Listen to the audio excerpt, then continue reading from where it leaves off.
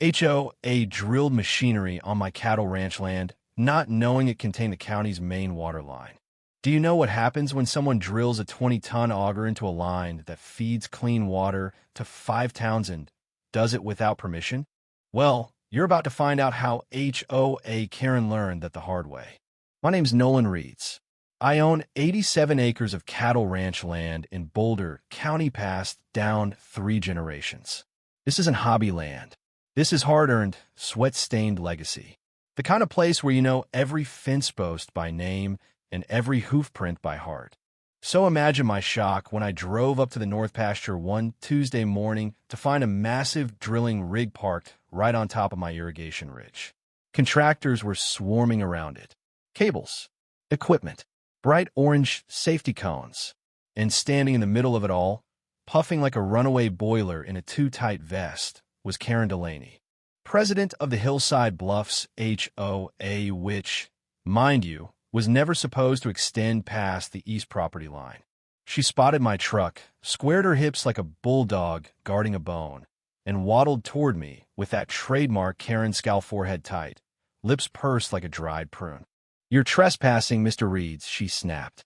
"This is a designated infrastructure site now. HOA Directive 22C allows emergency expansion of water and energy access zones." I stared at her. "This is my land." Karen huffed. "Incorrect.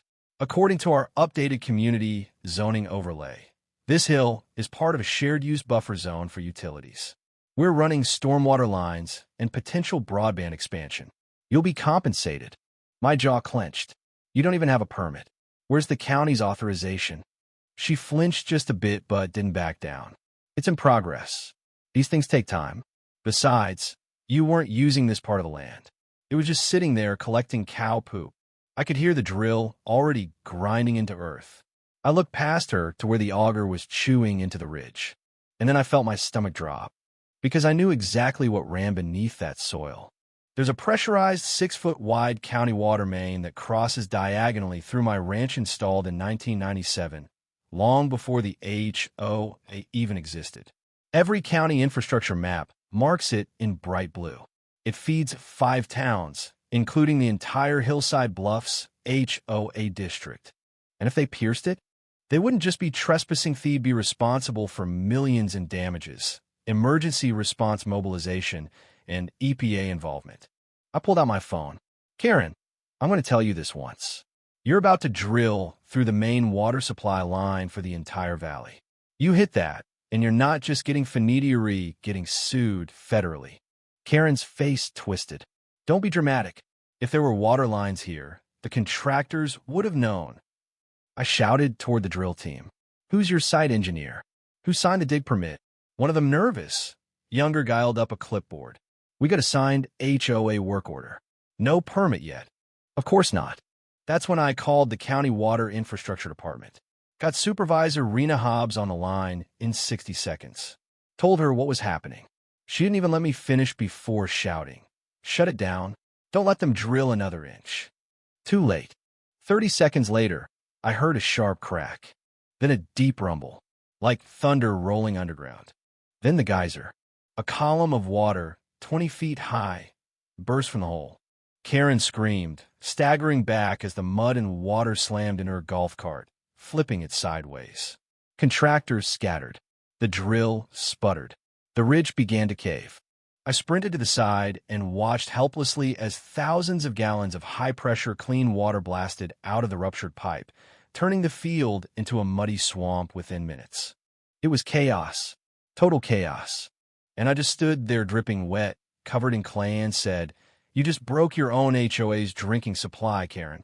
She collapsed into the mud like a sack of potatoes, mascara running, hair soaked, hands raised to the sky.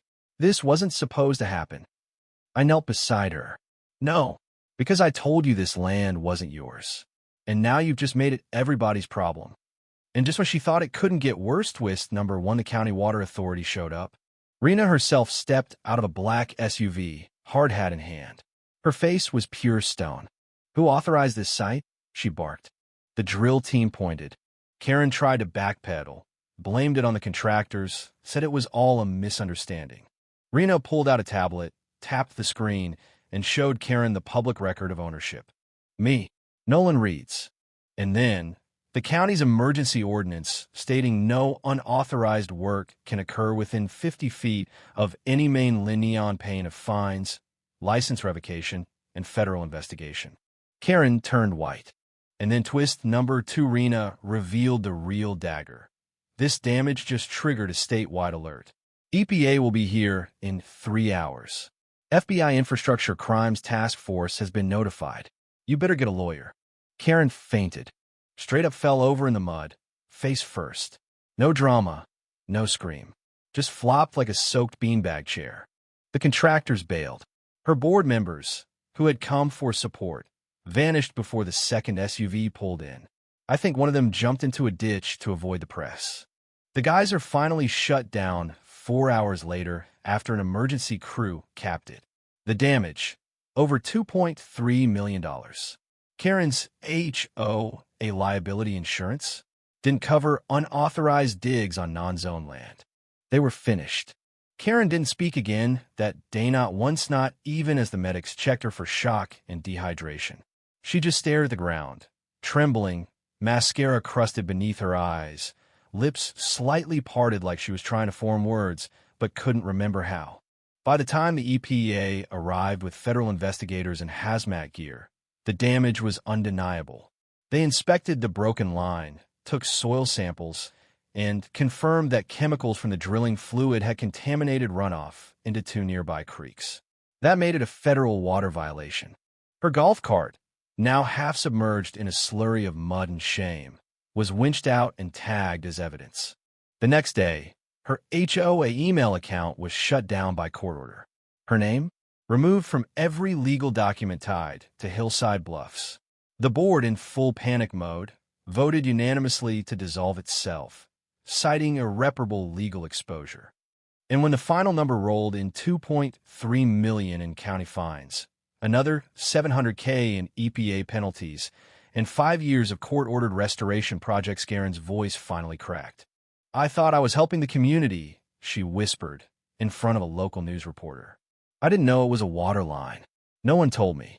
But the footage from my body cam, along with 2 audio recordings from the drill team, proved she'd been warned.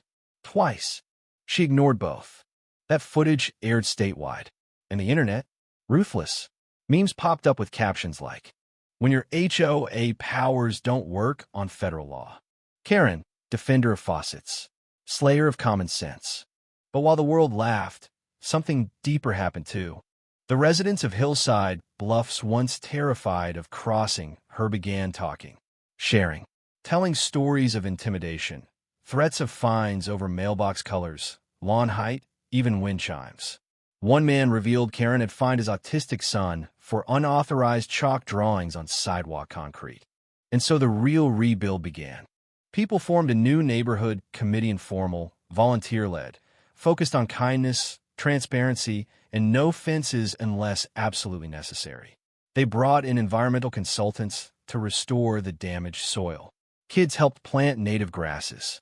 Elderly neighbors finally felt safe stepping outside without fear of Karen's clipboards. As for me, I got a formal apology from the county. They installed a steel-reinforced perimeter around the water line and added a commemorative plaque with the quote I gave them. Stewardship is knowing when to protect what's under your feet, not just what's on top of it. I still ranch every day, still mend fences, check cattle, walk the ridges with my dog at sunrise. But now I do it knowing that truth, patience, and land records beat HOA tyranny every time. And Karen? She moved 3 towns over, tried applying to another HOA as a consultant. They rejected her the moment they Googled her name.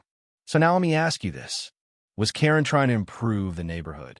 Or did she just drill herself into a federal disaster? The end.